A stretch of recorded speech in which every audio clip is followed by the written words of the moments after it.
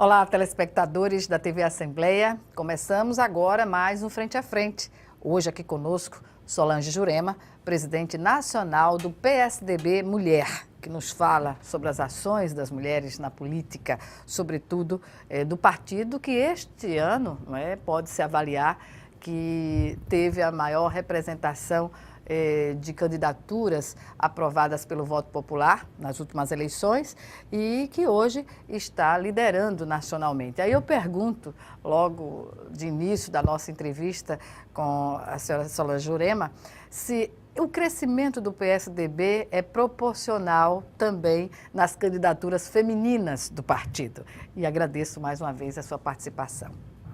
É um prazer, Gorete, estar novamente aqui conversando com você nesse seu programa. Olha, você tem toda a razão. Realmente, eu acho que o PSDB, ele foi o grande vitorioso, digamos assim, dessas eleições, né? E as mulheres não ganharam na mesma proporção. Mas, por outro lado, nós consideramos que as mulheres também foram as grandes vitoriosas, né, dessa eleição. Por quê? Primeiro, a gente sabe que atrás de cada candidato, seja ele prefeito, governador, deputado, o que for, ele só se elege com um batalhão de mulheres por trás, que são aquelas que fazem, digamos assim, um grande esforço de formiguinha para elegê-los. Isso é uma verdade e que eles próprios reconhecem. Por outro lado, as eleições são decididas por mulheres. Nós também sabemos disso, todas as pesquisas mostram isso. São as mulheres que decidem as eleições. Decidem porque nós somos a maioria, né, e decidem porque elas são as últimas a decidir o voto e para onde elas pendem, geralmente, é a pessoa que é eleita. Então, apesar de nós não termos tido a quantidade de prefeitas e vereadoras que gostaríamos, eu diria que as mulheres participaram ativamente dessa vitória do PSDB.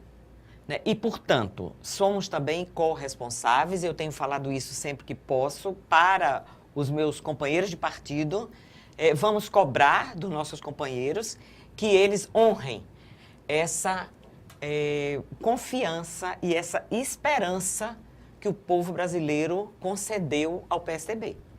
Então, eu acho assim, ganhar a eleição foi muito bom. Ganhamos em muitos municípios, ganhamos em São Paulo, né? Ganhamos no Rio Grande do Sul, em várias capitais grandes, né? Aqui em Maceió e outras capitais mais brasileiras, e cidades grandes. Então, agora temos sim que corresponder a essa expectativa. A gente viu que o povo brasileiro agora, ele está cansado da velha política, né? Então, ou nós mostramos uma nova política, sejam os políticos novos ou velhos, né?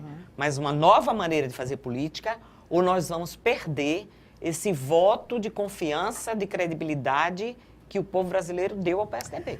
Pois é, e a gente observou que desde o impeachment da presidente Dilma, o país vive e assistiu naquele momento à representação no Congresso Nacional, que não foi nada, pelo menos na Câmara dos Deputados, que grande parte da população dizia: esses personagens não me representam, não é? Porque o baixo clero, na verdade, veio à tona e as pessoas, em poucos segundos, conseguiram identificar uma representação que, por mais que se critique, é a representação popular. E, nesse sentido, o que pode ter, na sua opinião, credenciado o PSDB a essa maioria de votos no país? A questão do vácuo, da Lava Jato, também pesou nesse aspecto ou não? Eu acho que pesou também. O PSDB, ele tem uma característica, quer dizer, assim, as pessoas quando esperam do PSDB gestão, né? O que o PSDB tem se destacado nas cidades que ele assume é principalmente a preocupação com a gestão. Então, e as pessoas perceberam que o Brasil é um país que é a quinta economia do mundo, portanto, nós não temos por que estar passando por essa situação que estamos passando. Toda dificuldade econômica. a grande causa disso foi falta de gestão. A verdade é essa. É falta de dinheiro? É. Mas por que a falta de dinheiro? Porque o dinheiro foi desviado. Então, também eu acho que foi muito salutar as pessoas fazerem a associação de que desvio de dinheiro tem a ver, sim, com a piora da vida da população. Então, porque a população antes nunca identificou isso como um problema dele. Então, é assim, não, rouba mais faz. Tinha essa né? expressão a gente ouvia essa antológica. expressão. Exatamente. Né? E agora, eu acho que a população ficou vendo, não. Aqueles que desviam dinheiro, aqueles que roubam, estão tirando do seu bolso. Dos serviços que ele deveria estar prestando à população. De serviços de saúde, de serviços de educação, de serviços de mobilidade, de serviços de segurança, que é o que hoje a população mais questiona e mais anseia, é pelos serviços. Né? E, portanto, não só a questão da Lava Jato demonstrou, fez essa associação, quer dizer, quando você desvia o dinheiro, é o seu dinheiro que está sendo desviado e, portanto, são os serviços que deveriam estar sendo prestados para você, população, que não vão ser prestados, né? Como também é uma questão de gestão. E isso eu já tenho experiência federal, estadual, municipal, né, em gestão. Eu acho que o problema não é só desvio de recurso, não. A gente tem uma perda enorme de recursos por má gestão. Otimização dos recursos. É a recursos. otimização dos recursos. A gente viu agora, essa semana, estavam fazendo uma avaliação de quantos estádios foram construídos, se gastando nababescamente, quer dizer, fortunas, recursos que poderiam ter sido usados na educação e na saúde. E foram usados em estádios de futebol que não vão ser usados pela população, porque se fossem estádios que têm a perspectiva de utilização pela população, tudo certo, esporte também é uma coisa muito importante. Mas a gente viu que são estádios que vão ser subutilizados e que foram construídos só por uma questão da propina que os governantes iam receber. Né? Então, eu acho que essas associações foram feitas pela população e, nesse aspecto, o crédito de confiança que se deu mais foi ao PSDB. E o componente da Lava Jato? Olha, da operação? A Lava Jato, eu acho que... ano passado, aliás, eu acho que foi um ano atípico, mas foi um ano importantíssimo para o Brasil. Foi um ano sofrido. Mas eu acho que a questão da Lava Jato deixou claro, não é, que não se pode mais viver sob a perspectiva de escolhas de políticas através da propina. Né? Porque isso é uma coisa também que eu acho que tem que se ver. Os recursos, porque dizer, porque a Odebrecht deu para fulano, para ciclano, tudo bem. Eu acho que qualquer recurso, mas também tem que se ver o seguinte, o que foi propina e o que foi recurso dado licitamente para eleição. Porque no Brasil se permitia até então que as empresas dessem recursos, doassem recursos para políticos. Então, eu acho que isso também tem que ficar muito claro o que foi recurso que foi usado em eleição, que permitido legalmente no Brasil. A questão é a origem desses recursos, né? Nesse caso, da doação. E o que foi propina mesmo. Quer dizer, eu lhe dou, mas você vai fazer a obra, tal obra.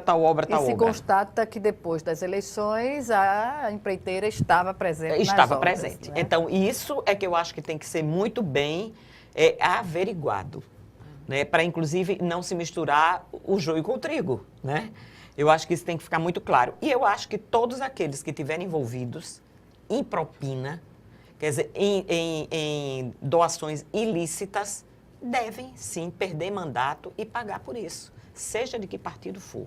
Seja PT, PMDB, PSDB, por que não? Né? É o meu partido, claro, mas eu acho que a gente não tem que ter... As delações não estão tirando nenhum partido, não é? E não podem, não é? Claro. Então, eu acho que a Lava Jato, a gente teve agora essa triste perda do Teori, né? Que era uma pessoa séria. Técnica. Né? Mas eu confio demais na Carmen Lúcia. Na Carmen Lúcia. Ela é uma mulher muito séria, uma mulher que tem uma bela carreira, uma mulher comprometida. Eu conheço Carmen Lúcia de longa data, ela fazia parte da Associação de Mulheres de Carreira Jurídica, da qual você sabe que eu também já fiz parte, faço parte há muito tempo. E é uma pessoa, assim, que sempre foi conhecida pela sua seriedade no trato das questões públicas. Então, eu acredito que ela vai fazer da melhor maneira possível, né?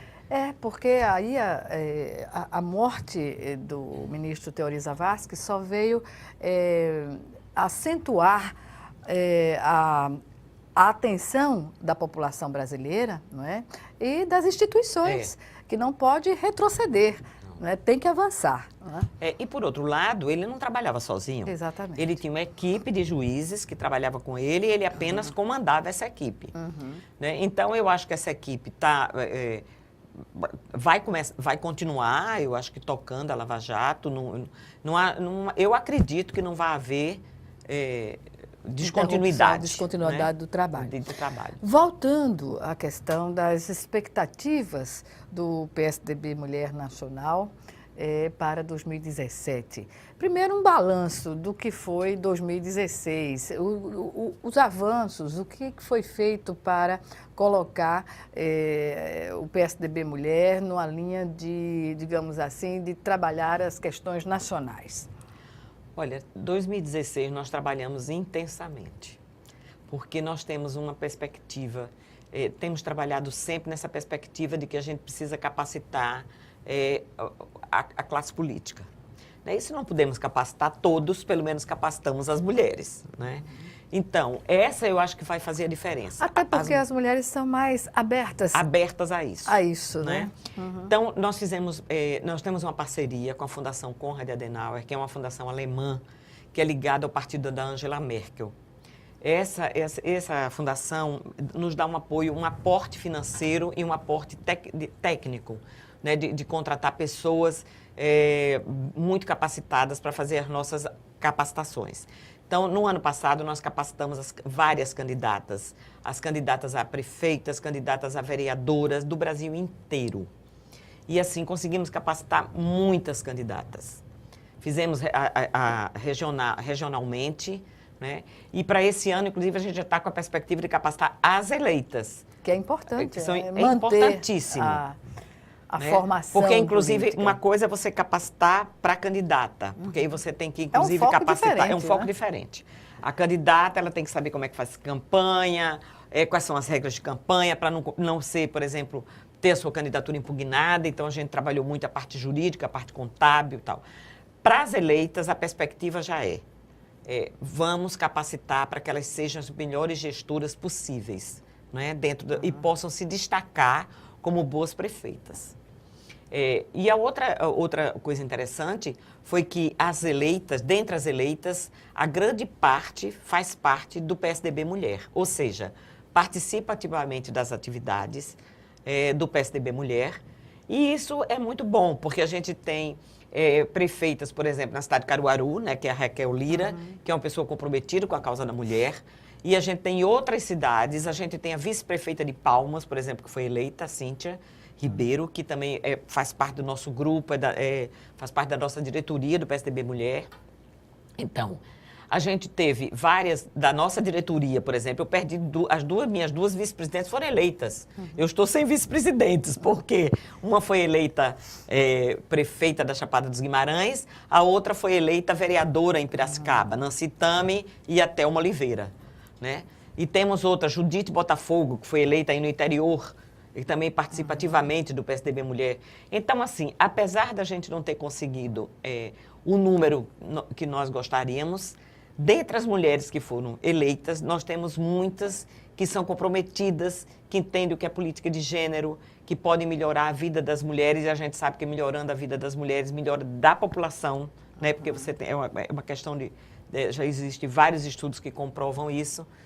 E a ideia agora é que a gente aprimore isso, capacitando as eleitas, sejam prefeitas, sejam vereadoras.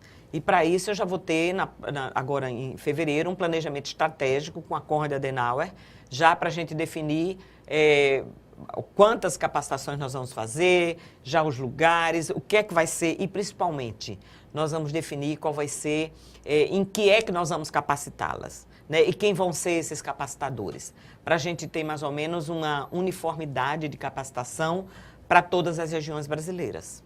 Isso é importante, né? Dar oportunidade. A pedagogia, né, dessa capacitação. Respeitando, claro, as peculiaridades de cada região. Senhora Solange Jurema, nós vamos chamar agora o primeiro intervalo do Frente a Frente, que volta em 1 minuto.